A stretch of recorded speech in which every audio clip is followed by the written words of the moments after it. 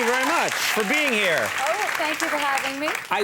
A guy can never assume he's getting the double kiss. You know, it can be awkward. The guy can go for one, but if I had went for another one and you didn't want... a broken nose. Exactly. So nice of you to offer me the old double smooch. I just blew it. Well, no. Yeah, I will soon. Trust me. That's what I do. Okay, keep coming then. You know what's interesting is I saw the movie yesterday, and I saw a screening in the morning because that was the one time that was available. And usually, yeah, exactly. It's not donut and coffee movie. Exactly. I'll wake up and see an amazing kung fu movie and get going. But I really did love it, and it worked even early in the morning. Amazing sequences. That character, Master, is it Pai Mei? Pai Mei. Pai Mei. Those are amazing sequences with him. Yeah, and by the way, for the audience, the whole movie is not in Cantonese. Right, Just good to point that out. one little tiny section. Right, our show is going full Cantonese next week. Bit of a challenge, You're but... such a commercial guy, I just think it's where the audience wants it to go. Testing shows they prefer me in Cantonese. There's 1.3 billion people who'd appreciate that. Exactly, yeah. If they could get it over there, that's the flaw. But he was really amazing, and I loved... the actor does this amazing flip of his beard at the end of every sentence that was really hilarious. It was fantastic. Oh, good. I think it was modeled actually after a famous kung fu villain named Pai Mei. He actually exists in sort of kung fu lore. Now, one of the cool things about, of course, this movie coming out is that it made possible your own action figure. Have you had an action figure before? I've had an action figure or two, but not quite like this. Action figure, and this is real action figure right here, is absolute. I've never seen an action figure that's this detailed or cool before, and apparently you spilled some borscht on your... But that's a really amazing... Yeah, she can do the twist almost. Yeah, there she goes. Don't do that too much. And also, let me see if she's more flexible than I am. Oh, yeah, that's great. That's true. Yeah, that's not good. Also, the foot comes off a little easily. I know, and it's edible. This must be a cheap prototype or something. It's really, it's a fantastic, but it's really fierce and it's incredibly detailed. And it got me thinking. I actually had a Conan one my foot. made. Hey, look at this. Look at the Conan one right here. This is available. And look at this couple. Look at that couple right there. Couple. Hi. Oh, that's nice. Don't do that.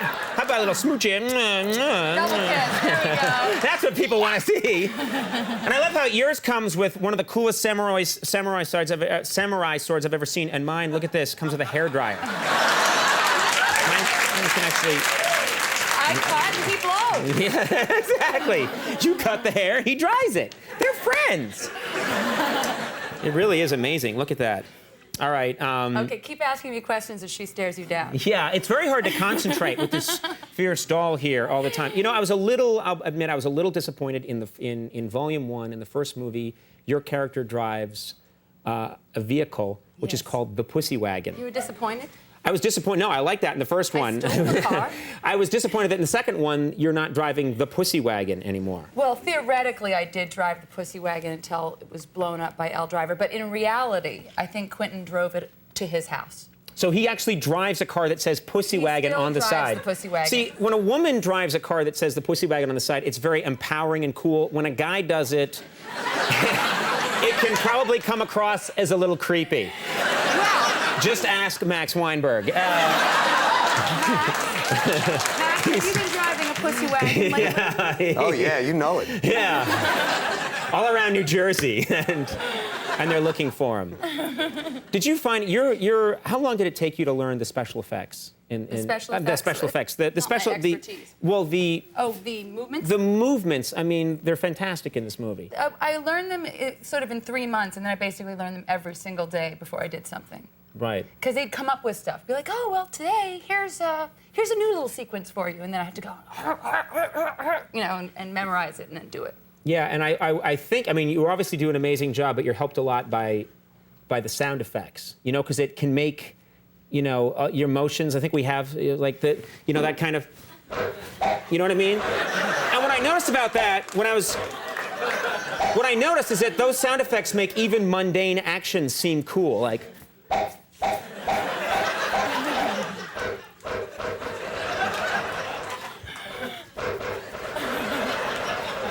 they're suddenly become a little, I didn't say really cool, just a little bit cooler.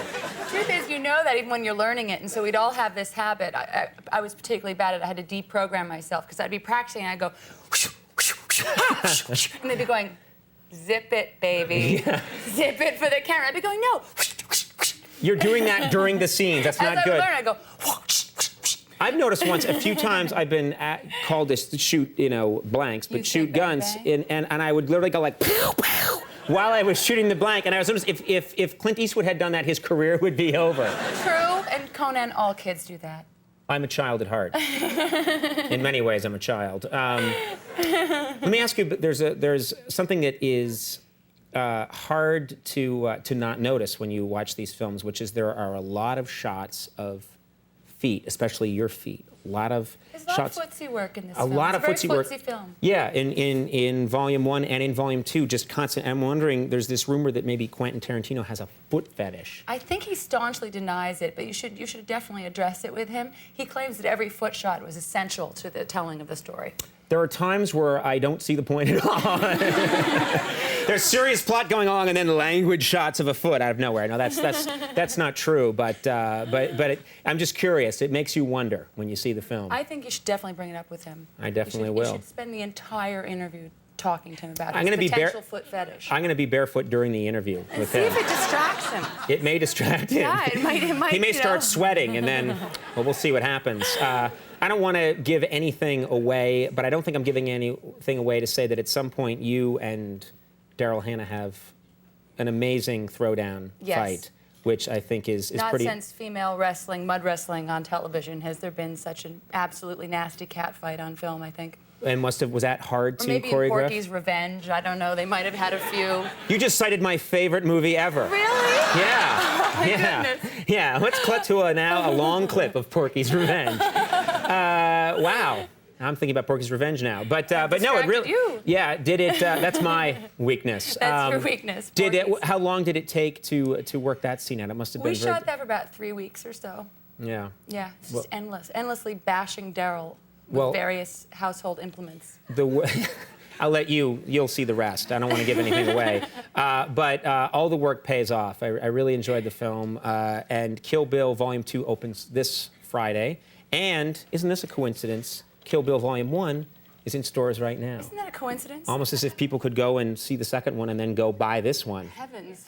Someone's doing their homework. Thank you so much for being here. Great having you. Uma Thurman, everyone. John Favreau, come have a take a break. We'll be right back.